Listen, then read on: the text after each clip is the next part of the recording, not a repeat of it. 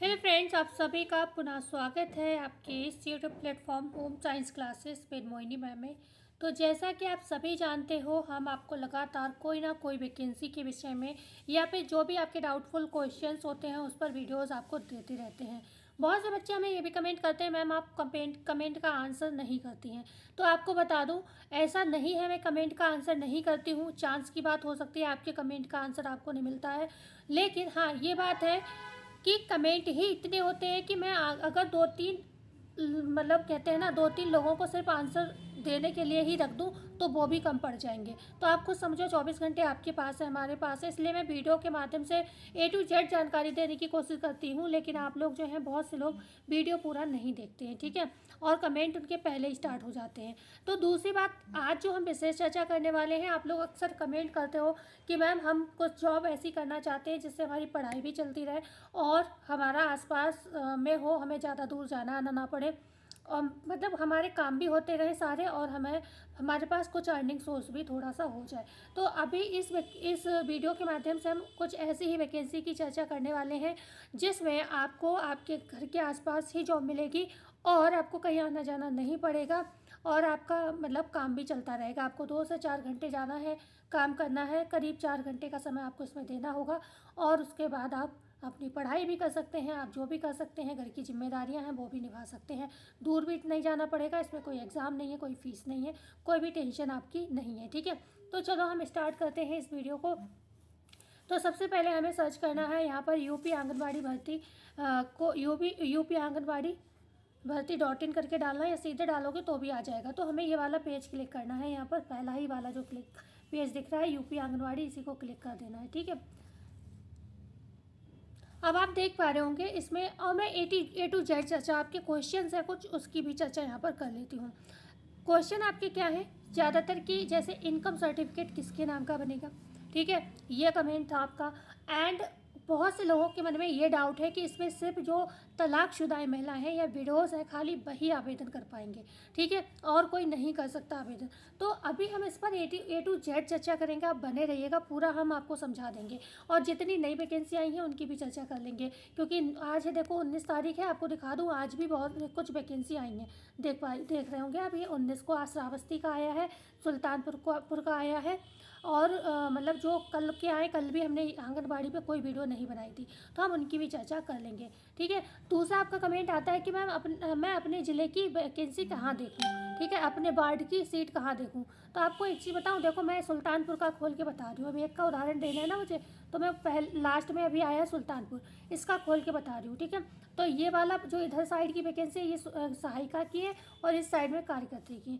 Video को please like कर दीजिएगा, चैनल को शेयर एंड सब्सक्राइब जरूर कर दीजिएगा, जिससे टाइम टू टाइम जो भी नोटिफिकेशन आए आपको मिलता रहे, चाहे आंगनबाड़ी हो या कोई और वैकेंसी हो। और इस समय महिलाओं के लिए बहुत सारे मौके मिलने वाले हैं। एक वैकेंसी की और चर्चा करने वाली हूँ, उसमें भी महिलाओं के लिए काफ़ी छूट है, और 20 से 30 हज़ार करीब सैलरी है उसकी, और वो गवर्नमेंट जॉब में ही काउंट होती है। लेकिन मैं वीडियो में सेपरेट चर्चा करूँगी, मतलब दूसरी वीडियो में चर्चा करूँगी, क्योंकि नहीं वीडियो बहुत लंबी हो जाएगी। तो हम सुल्तानपुर का नोटिफिकेशन खोल लेते हैं, अब आपको दिखाते हैं। अब आप देख लीजिए, आपका जो गाँव है, ग्रामीण है, तो ये देखिए यहीं पर दिया हुआ है आपकी, ठीक है। टोटल सीट कितनी है इसमें, 809 है। सुल्तानपुर में टोटल सीट 809 है, ओके। अब आप यहाँ पर देख पा रहे होंगे, इधर देखिए, यहाँ पर आपको ये तक दिया है कि किस जिले में, किस गांव की पोस्ट है, एंड साथ ही साथ कितनी सीट है, और आरक्षित वर्ग, अनारक्षित वर्ग, इन सब में कितनी सीट है, अनुसूचित जाति वगैरह में सब कुछ डिटेल दिया हुआ है। तो जैसे सुल्तानपुर की ही बात करूँ, तो बल्दी राय जो जगह है, वहाँ पर आपकी 65 सीट है, ठीक है। अन्य पिछड़ा वर्ग में अनारक्षित की मतलब 65 है, जनरल वालों की, एंड अन्य पिछड़ा वर्ग की 24 है, अनुसूचित जाति की 19 है, अनुसूचित जनजाति की 0 है, इसमें कोई भी सीट नहीं है। और टोटल कितनी है, 108 सीट यहाँ पर आपकी हो गई, कहाँ, बल्दी राय में। कादीपुर में 53 जनरल वालों की है, 27 अन्य पिछड़ा वर्ग की है, एंड 16 आपकी अनुसूचित जाति की है, ये 0 है कॉलम, आप देख पा रहे होंगे। टोटल 96 सीट है।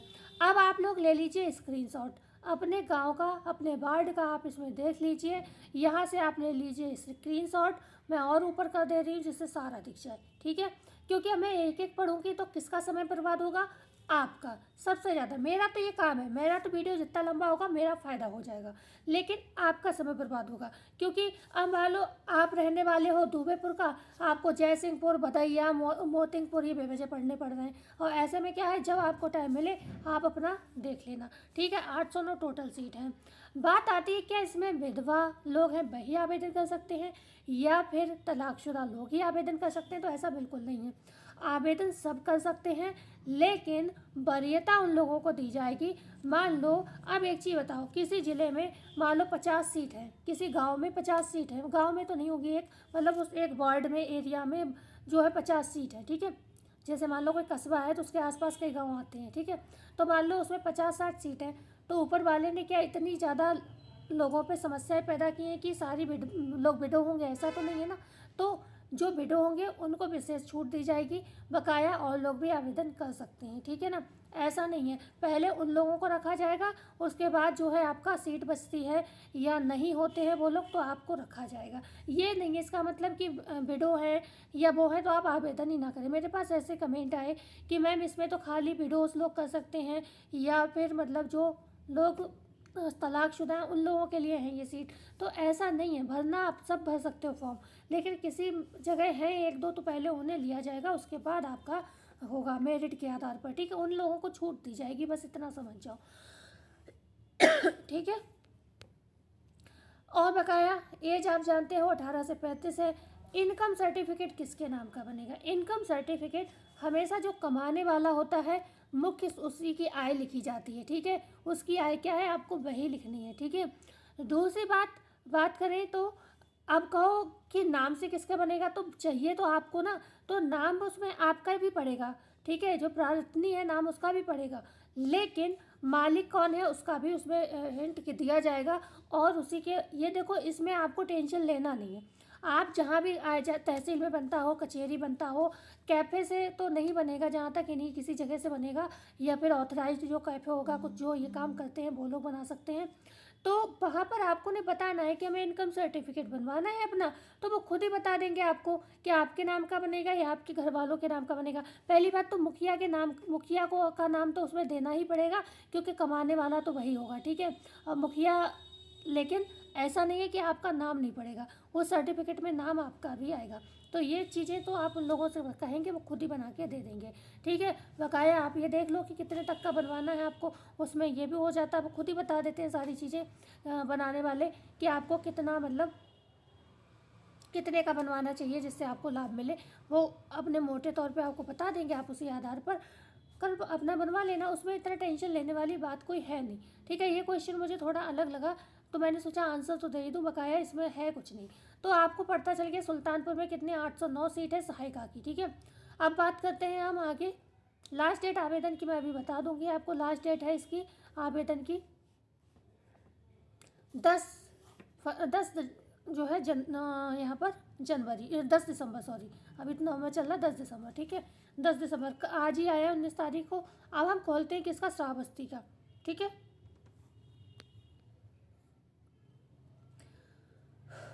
तो यहाँ पर श्रावस्ती का ये खुल गया है।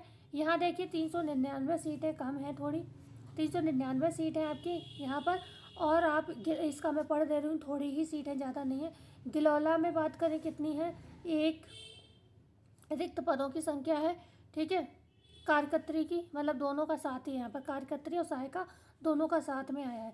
तो यहाँ पर 109 सीट है टोटल सहायिका की, और कारकत्री की एक है। इकोना में कारकत्री की एक सीट है, 63 आपकी सहायिकाओं की सीट है।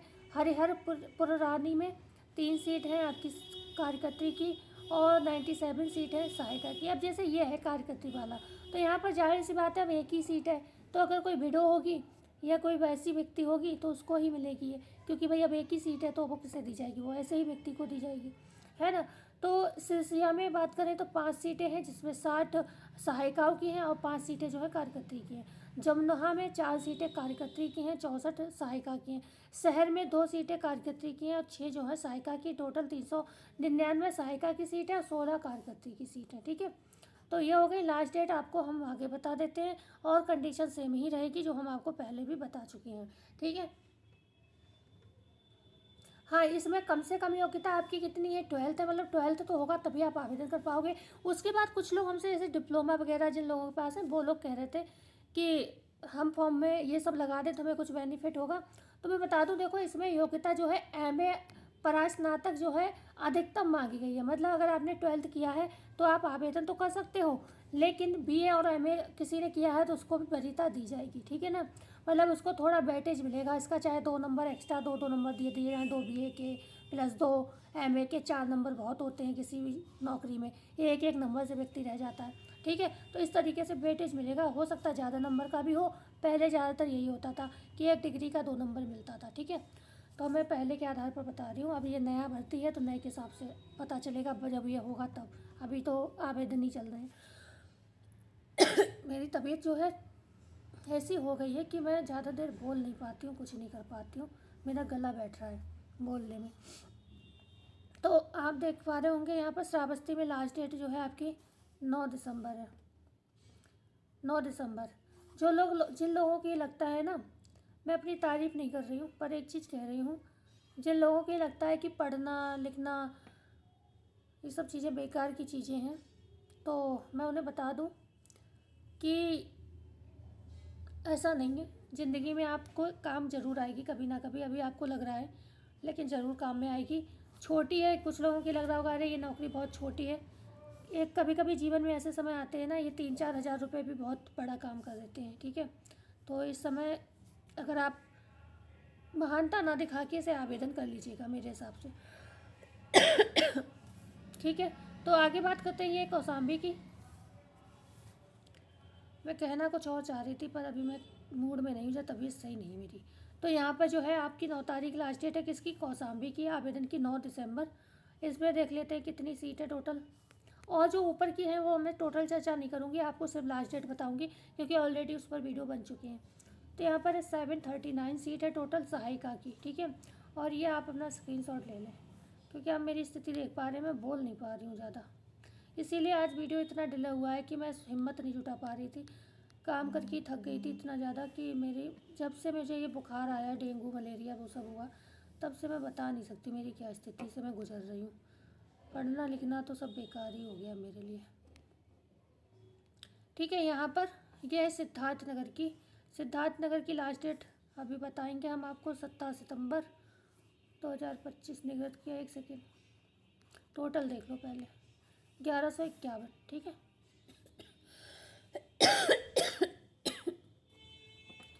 1151 टोटल सीट है। अब मैं आपसे कहूँ तो आप इसका ना स्क्रीनशॉट ले लो, ठीक है। ले लिया, जोगिया से शेरगढ़ से सोहरतगढ़ से यहाँ तक ले लो, टोटल इतनी सीट है, ठीक है।